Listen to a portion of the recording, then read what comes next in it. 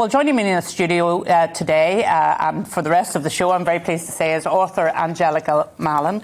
Angelica, this is a hugely controversial proposal, policy now of the government, and there's been quite a reaction to it. What is your take on it? Yeah, there has been quite the backlash with saying that it's inhumane. One thing I think that's interesting to note with this is I feel like after Partygate there needed to be a kind of big splash, something that could go on all the headlines and the front covers of papers, and that's very much worked in this case because it does feel like people are not talking about the birthday cake anymore. Sure. And they're talking about this story.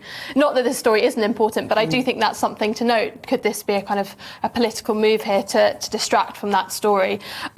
We've seen in Australia that that they've tried similar schemes at a huge cost with not that much success. So it's interesting that this is something that the government is choosing to do. I think the scale of it perhaps has been overblown. We've heard from quite a lot of experts saying that it doesn't seem like it's going to be in the thousands of people that will be piloting in this scheme, and the numbers will probably be a lot longer. But the process isn't really changing. It's just outsourcing it to another place, which we've seen in other countries doesn't really work.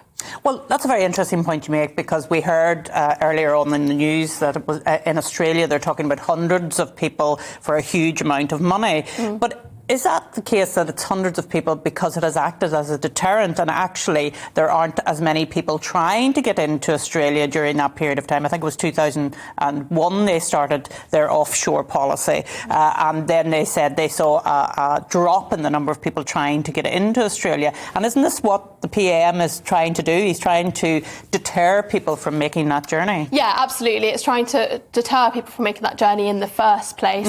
Whether or not that will actually work, I'm not so sure that it actually will, and it's kind of it's increasing the danger involved with it. Actually, it's a really worrying thing overall. So I think there's two things I think need to happen. One is investing more in humanitarian and development aid to the countries that people are fleeing from in the first place, and then looking at the processes with the channel. So at the end of last year, 100,000 people were still waiting to hear about their asylum status, like 62,000 of which have been waiting for more than 6 months. So that process is also super slow.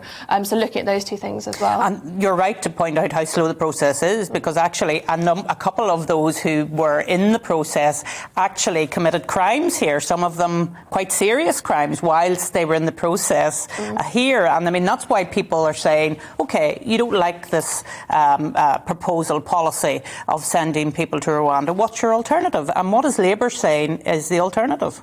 Well, it's about process is the alternative. Is how can we speed up the process of what's happening here in the UK and making things safer, and investing more development-wise in the countries that people are fleeing from to make them safer places as well. Yeah, and you talked about investing in international development. I thought it was interesting that Andrew Mitchell MP, who used to be the International Development Minister when we had an International Development Minister, said that the scheme was impractical, immoral and expensive, and that's somebody from the Tory backbench. That is interesting. But there's also no guarantee when they get to Rwanda that they will be granted status there, and they may be returned to the country that they fled from as well.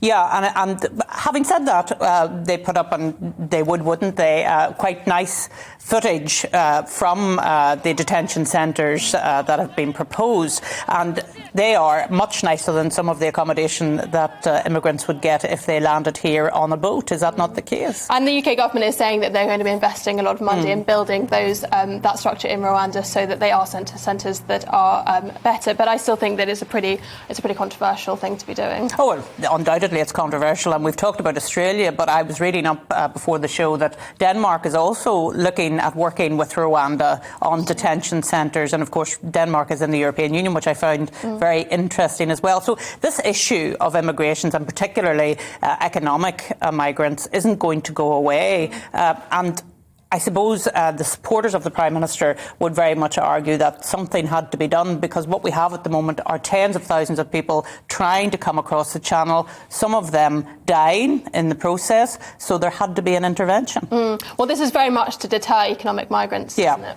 Yeah, absolutely. And of course they've said it's going to be men mostly that actually it's men that are going to be given the ticket to Rwanda and not women and children. And does that not show that this has been quite a lot of thought has gone into this? I don't know. I wouldn't be overplaying this as like highly compassionate. I don't to me this doesn't seem like a compassionate immigration policy. This feels like outsourcing it as a problem rather than looking at how it can be addressed in the UK in a better kind of systematic way. And the other thing is saying that it's offering offering long-term placement in Rwanda. It's 5 years is what they're offering if you're granted status there. I would argue 5 years is not actually that long, and that it will obviously deter people, but I think we need to be compassionate as well.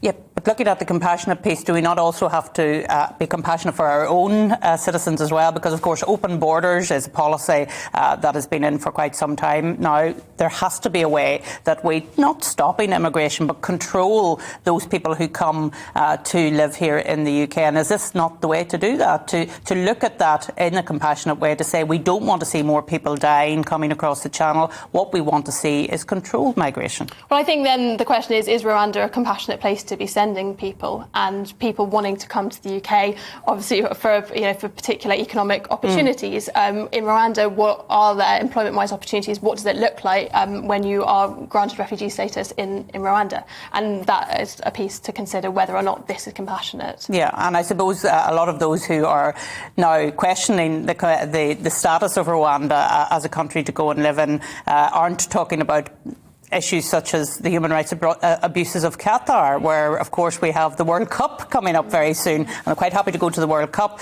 in Qatar and not talk about the human rights abuses there.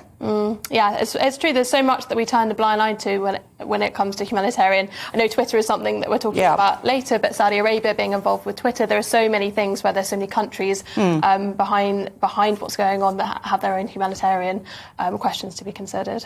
Well, Angelica, stay with us because we're going to come back to some other issues, but now I'm going to move on to Jerusalem.